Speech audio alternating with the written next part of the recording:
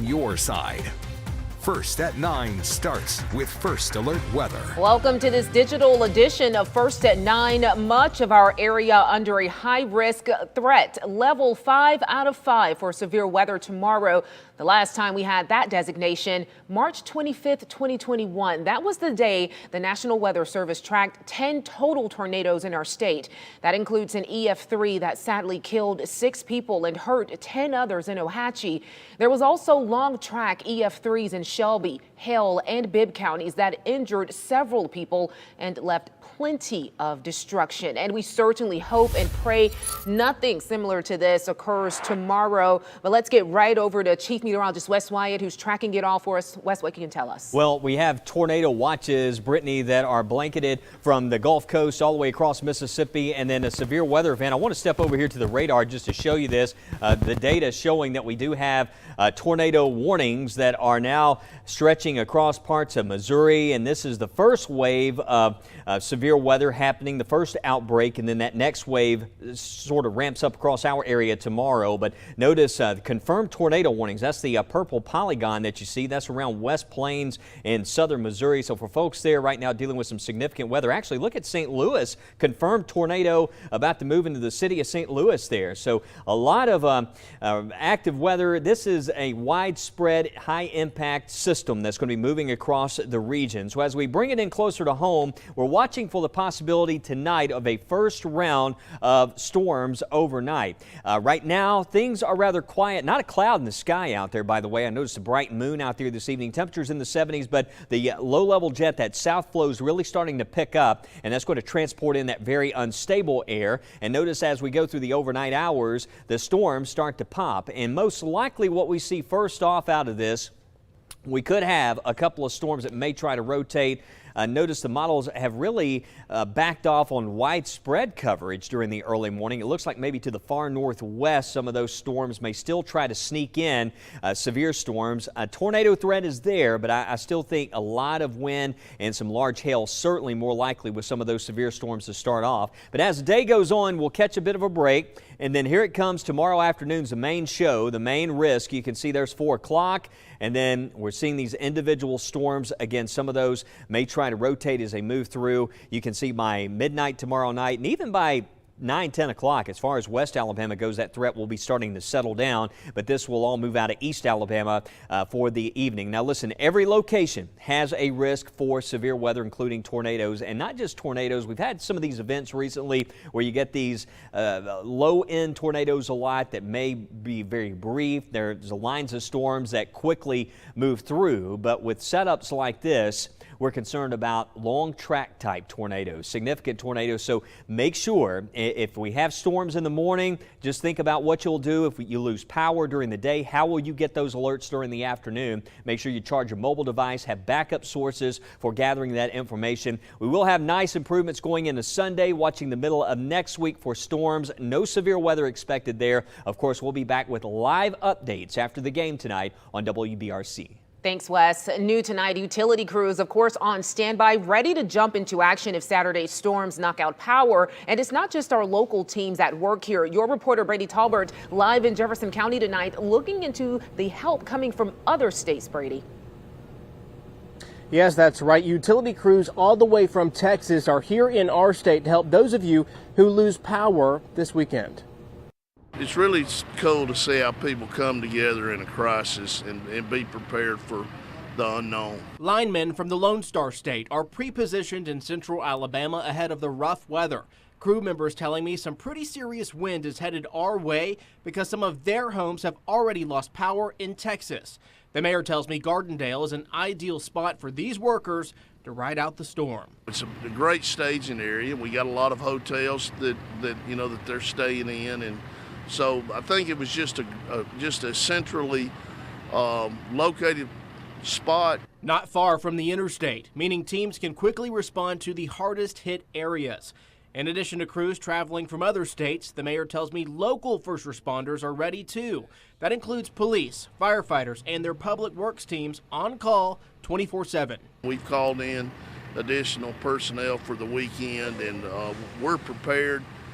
We just hope and pray that everybody's safe and we don't have to use the personnel any more than we have to.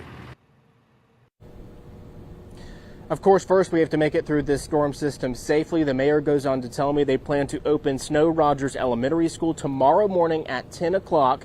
Hey, and if you need to find the storm shelter that's closest to you, we have that full list up right now on the WBRC News app. Your reporter in Jefferson County, I'm Brady Talbert, WBRC 6 News on your side. And our team coverage to help you get ready for those storms continues in West Alabama tonight. Communities are working fast to spread the word about tornado shelters. Your reporter Brian Henry has the warning from EMA officials.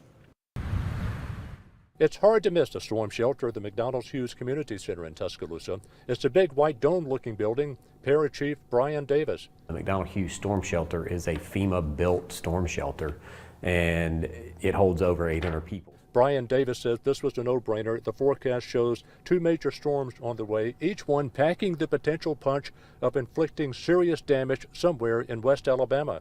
And yes, the memories of 2011 are bubbling up. Para is also making the shelter at Evans Rochelle Park and Holt available too.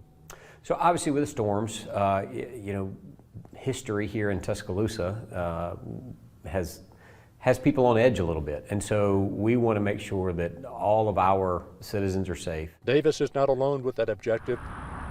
In Centerville, community leaders just cut the ribbon a few days ago on their new steel reinforced tornado shelter off Highway 82.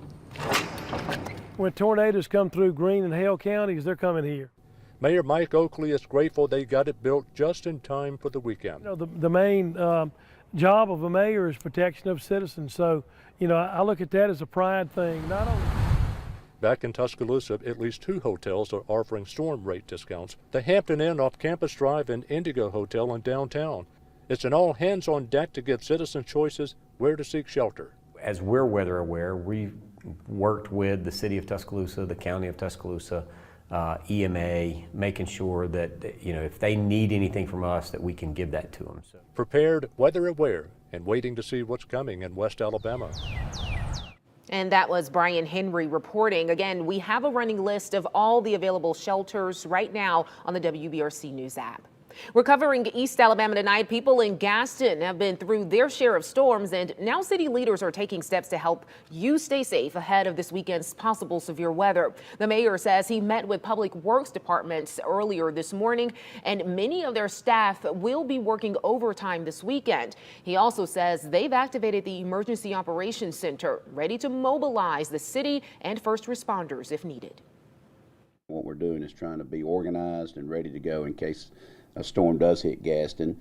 And then step number 2 is to assist other cities if they get hit. First within Etowah County, second outside of Etowah County.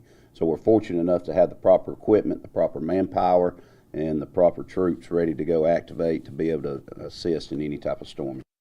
Now, Mayor Ford says to have a plan and make sure you're using weather radios and other ways to stay alert. He says the city will be ready to respond if you're needed.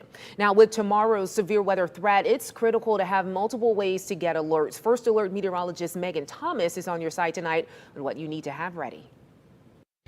We've been talking for about a week now with the possibility of strong to severe storms overnight tonight, through the day on Saturday, and through early Sunday morning. It is imperative that you have multiple ways to get watches and warnings. The first one being coming from your smartphone. You can download the First Alert Weather app. It's free on all platforms. It's the WBRC First Alert Weather app, and it is going to be a great resource for you to have. The reason being, it's GPS oriented. So depending on if you're traveling during the day, if there is a tornado warning issued or a tornado watch, severe thunderstorm warning issued, it can pinpoint exactly where you are. So you need to have your location services on. The second thing we suggest is a NOAA weather radio. This can be found at any of your local hardware stores, big box retailer, grocery store. It's a NOAA weather radio. It is county based, so it's a great thing to have in your home. The loud sound will wake you up in the middle of the night. But if you're like me and you're hard of hearing and and you can't necessarily hear very well, you need an adapter. And this is also from Midland Weather Radios. This is actually for people who are hard of hearing and or deaf, and it is a pillow shaker and a strobe light combo. It is an incredible attachment to put together with your weather radio. The strobe light is a big flashing light and will be the visual cue. Or if you're like me and you have to have a shaking sort of alarm clock to wake you up because you can't hear very well, it also comes with a bed shaker. Both of these resources are great. They can be found at any of your local retailers. Again, the NOAA Weather Radio, the First Alert Weather app. The other thing we suggest you to do tonight as you go to bed is make sure that all your devices are fully charged. Maybe even get a phone bank extra charger that charged as well in case the power does go out. Another thing, make sure to secure those loose items. We don't want grills and or trampolines to go flying, as we could be expecting 50 to 60 plus miles an hour of wind gust, and also addition to that, some isolated tornadoes not out of the question either. We're going to be here all night long, overnight, in through Saturday to keep you informed as best as we can. So stay safe. Great tips from meteorologist Megan Thomas. Thank you so much for that. And breaking news just into the First Alert desk. Firefighters are working to contain what looks like a brush fire in Bessemer. Here's a live look at the scene right now near Lakeshore Parkway and Leaf Lake Drive. Our team just got to that scene and is working to learn more information. Of course, as we learn more, we'll get you updated. We do want to thank you for joining us for this digital edition of First at 9. Be sure to follow Chief Meteorologist Wes Wyatt on social media, as he is keeping track of everything, and we'll keep you informed there as well. The news at 10 follows right after Fox's Big East tournament tonight. I'll see you at 10.